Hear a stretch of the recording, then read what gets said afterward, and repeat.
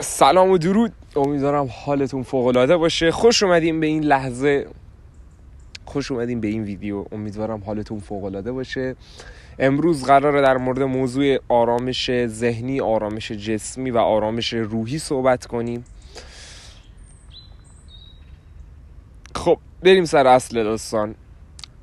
اول از همه باید بدونین که آرامش ذهنی و آرامش جسمی با خود به خود باعث آرامش روحی میشه. شما اول از همه باید بدونین که اینا یه توضیحات اولیه است که میدم، بعد میریم ادامه داستان. ذهن و جسم شما نیستید، این بدن میشه جسم شما. ذهنم یه کالبدیه که شما نیستین، شما این جسم نیستین، شما ذهن خودتون نیستین. شما ذهن و این بدن رو در اختیار دارین. شما همون جوری که این لباس رو الان در اختیار خودتون دارین، این بدن و ذهن خودتون هم در اختیار خودتونه. کالبدیه که در اختیار شما قرار گرفته برای یه تایم کوتاهی که بتونین باهاش تجربه زندگی داشته باشین. خب پس اول از همه باید درک بکنین که شما نه ذهنین نه بدن، و این آگاهی باعث میشه که یک مقدار از توهم یکی بودن با ذهن و این بدن جدا بشین و به خود واقعیتون نزدیک بشین. حالا در مورد این بعد براتون یه ویدیو میسازم که شما واقعا کین داستان داره. حالا در مورد اینا بعداً بهتون میگم، ولی باید واقعیت رو بدونین که نه بدن هستین شما، نه ذهنتون هستین. شما تصور کنین ما یه ماتریکسیه، یه بازیه توی الان جهان روی این کره زمین که مثل یه گردابه و این گرداب همینجوری داره میچرخه و افراد و آدما رو همه ما رو داره میکشه داخل خودش، و شما هر چقدر نزدیک به مرکز این گرداب میشین از خود واقعیتون دورتر میشین و درگیر این بازی دنیا میشین، بازی این کره میشین، بازی این ماتریکس میشین. ولی هر چقدر که شما از این گرداب فاصله بگیرین و دور بشین، به خود واقعیتون نزدیکتر میشین. یعنی اینکه هر چقدر نزدیکتر به گرداب میشین، شما از خود واقعیتون دورتر میشین. هر چقدر از گرداب دورتر میشین، به خود واقعیتون نزدیک میشین و وارد گرداب وجودی خودتون میشین. امیدوارم که متوجه شده باشین. بزن بریم ادامه داستان. حالا ما پس فهمیدیم 2 تا کالبد داریم، ذهنی، جسمی. حالا این 2 تا وقتی با حالت تعادل نباشه و بهشون رسیدگی نشه، باعث یه سری مشکلات میشه. شما فکر کنید یک ماشینی دارین و این ماشین نیاز به رسیدگی داره. آقا نیاز به این داره که ببریش کارواش، نیاز به این داره که شما آبشو عوض کنی، روغنشو عوض کنی، بهش رسیدگی بکنی. همه اینا نیاز یک ماشینه. خب همینجور بدن شما و ذهن شما نیاز به رسیدگی و پاکسازی داره. خب و اگر شما این بدن و این ذهن رو پاکسازی نکنین، باعث چه مشکلاتی میشه؟ مریض میشین، در خیلی مواقع افسرده میشین، در خیلی مواقع خشمگین، مشکلاتی مثل خشم، افسردگی، مریضی های مختلف و حال بد، بی انرژی بودن، بی حوصله بودن، همه اینا رو تجربه میکنین که اینها مشکلات بیرونی نیستن. و خیلی از مواقع وقتی این مشکلات خیلی مشکلات دیگه هم هستا، الان من نمیتونم همه رو دونه دونه نام ببرم، ولی یه چیزایی مربوط به اینا وقتی براتون پیش میاد، خیلی ها بلند میشن میرن دکتر، میگن آقای دکتر مثلا من سرما خوردم، آقای دکتر من مثلا سرطان گرفتم، آقای دکتر من افسرده شدم. آقای دکتر چیکار میکنه؟ یه نسخه مینویسه براتون، دارو پر میکنه، شما میرین داروخونه قرص میگیرین و اون قرص رو میخورین و وارد گرداب ماتریکس میشین و از خودتون دورتر میشین. یعنی همه این بیماری ها و تمام این قرص ها شما رو از خود واقعیتون داره دور میکنه و شما رو داره میکشونه داخل اون گرداب ماتریکس. حالا باید چی کار کنیم؟ اول از همه شما باید بدونید منشأ تمام بیماری هایی که دارین میبینین، تمام مریضی ها، تمام بیماری‌ها و تمام مریضی‌هایی مثل افسردگی، معده درد، اعصاب ضعیف، افسردگی، بیماری‌های دیگه‌ای مثلا مثل سرطان و اینجور چیزا همه منشأ درونی دارن. یعنی اینکه دنبال درمان و دنبال دلیل بیرون خودت نباش.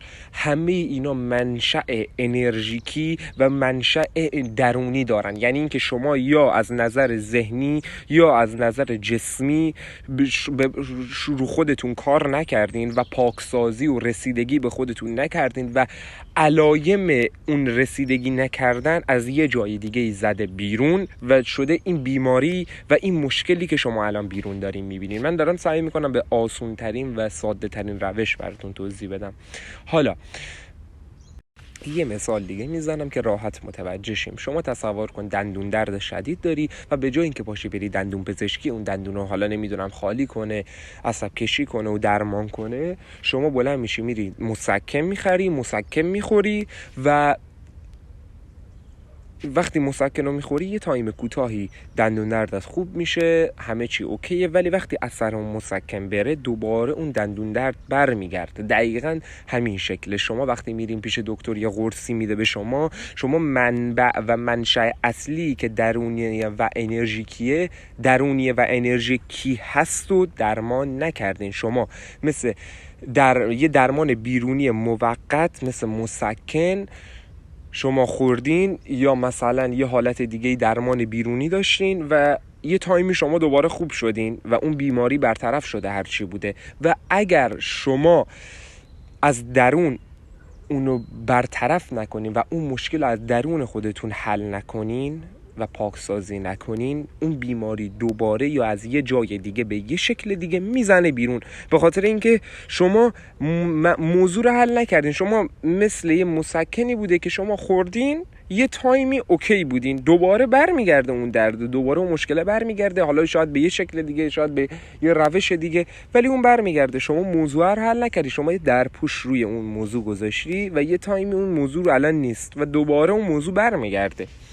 پس لطفاً بیماری اگه براتون پیش میاد، الان اگه مشکلی داری، مشکل اعصاب ضعیف داری، حالت بد، افسرده، هر بیماری داری، میتونی با پاکسازی کردن و به تعادل، داشتم میگفتم، شما میتونین با به تعادل رسوندن و پاکسازی کردن ذهنی و جسمی خودتون که باعث میشه روحی هم شما به حالت تعادل برسین،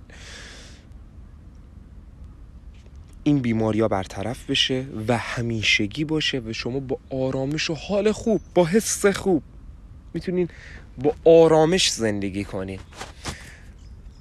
ولی اگر بلند شدی به جای اینکه بیای رو خودت کار کنی و درونی به تعادل برسی، رفتی قرص و دارو و دکتر و دوا و اینجور چیزا، درگیر اینجور چیزا شدی، به خودت ظلم کردی، افتادی داخل یه بازیه، افتادی توی یه گردابی که قراری بیچارت کنه.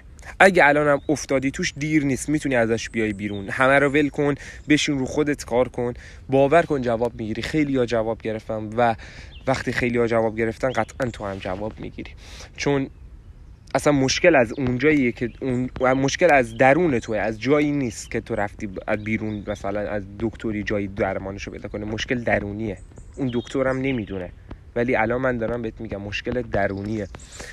شروع کن. حالا بعد چی کار کنی؟ حالا برای حالت ذهنی، برای به تعادل رسوندن حالت ذهنی، برای پاکسازی حالت ذهنی، شما باید مدیتیشن روزانه داشته باشین.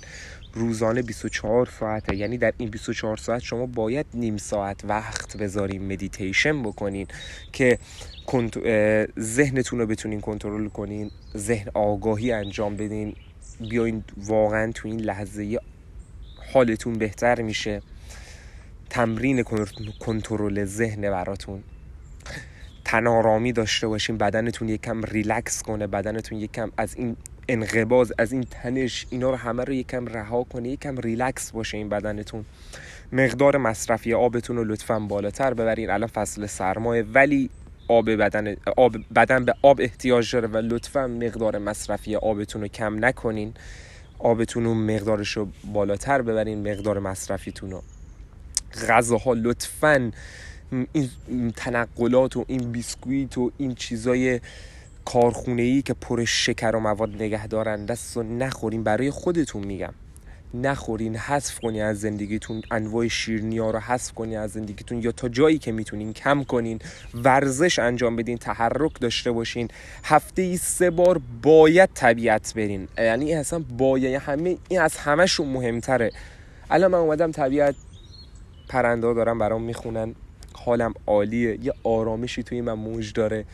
همینجا میتونم مدیتیشن هم بکنم، پا برهنه روی زمینی که زمین آسفالت نه، زمینی که از خاک، از شن، مثل دریا، مثل جنگل یا از چمنه.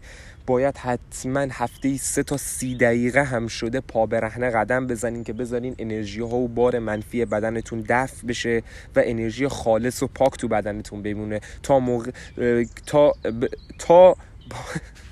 تا مریض نشین، سرحال باشین، پر انرژی باشین، شوق زندگی داشته باشین، انرژی پاک برای زندگی باحال داشته باشین.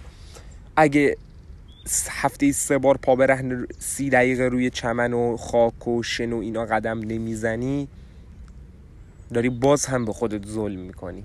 وقتی انجام بدی تازه میفهمی چه تمرین مهمیه. 30 دقیقه پا برهنه روی چمن، روی خاک قدم بزن، بذار انرژی های منفی دفع بشه، خالص ترین انرژی تو بدنت بمونه. اون موقع میبینی چقدر حالت خوبه. سبزیجات، میوه‌جات و مصرفشو بیشتر کنین. غذا، حجم زیاد غذاهای چرب و ناسالم رو کم کنین. اگه دارین مثلا غذای مثلا چرب و چیل و ناسالم هم میخورین، مقدارش رو کمتر بکنین که شما رو اینجوری بیحال نکنه بعد اون. کلا غذا رو به اندازه بخورین، نه کم بخورین نه زیاد بخورین، به اندازه و تعادل بخورین. ولی لطفاً شکر رو تا جایی که میتونی، شکر داره پدر بدنمون رو در میاره، از دندون بگیر تا جاهای دیگه بدن. لطفاً مقدار مصرفی شکرتون رو کم کنین. پس بیماری و مشکلات بیرونی نتیجه عدم رسیدگی به ذهن و بدنتونه که نتیجهش میشه بیماری و مشکلات و افسردگی و این مشکلاتی که بیرونه. خب پس ما میایم به ذهن و بدنمون رسیدگی میکنیم، بهشون آگاهیم، پاکسازیشون میکنیم و همه این مشکلاتی که بیرون داریم میبینیم حذف میشه به خودی خود و اون موقع میتونیم با آرامش و حال خوب زندگی کنیم.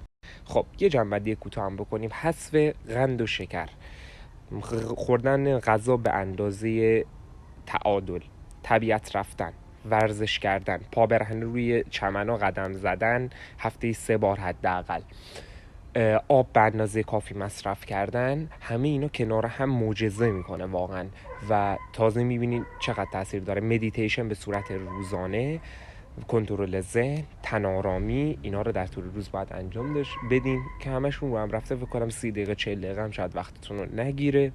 اینا رو وارد روتینتون کنین، اون موقع میبینین اصلا مریضی اینا همه براتون خنده داره. الان من مدت هاست، میشه گفت سال هاست مریض نمیشم. الان از اطرافیانم من بپرسین اصلا ارشام مریض نمیشه، چون اصلا دلیل نداره مریض بشم. حالت بدنیم و حالت ذهنیم و حالت روحیم در تعادله و دارم پاکسازیشون میکنم، بهشون رسیدگی میکنم و مریض نمیشم. ولی قبل اینکه این رسیدگی ها رو بکنم مریض میشدم. عاشقتونم. بدرود.